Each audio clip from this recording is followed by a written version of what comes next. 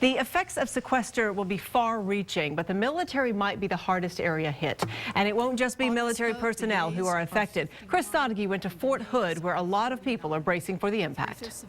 Sequestration is upon us, and politicians are explaining what it means. Two of them showed up at Fort Hood with a warning. It's a terrible idea as it relates to the military.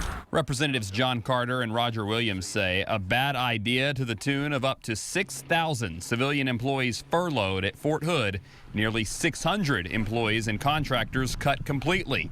Training programs designed to keep the country safe could be scaled back. It's bad for our military and it's bad for Fort Hood.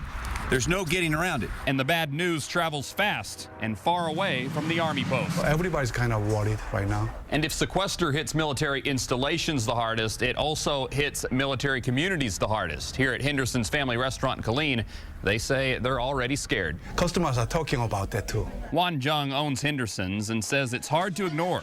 The dollar amount on the cuts to Fort Hood is estimated at $291 million.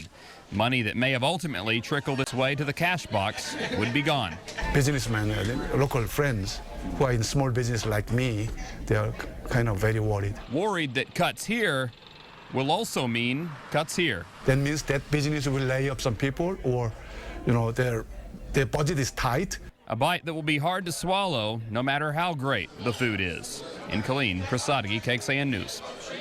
There are plans to help stave off defense cuts, but it comes with a cost.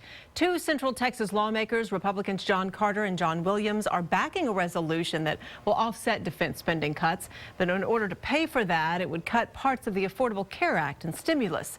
And that means ending food stamp expansions and limiting low-income energy assistance programs.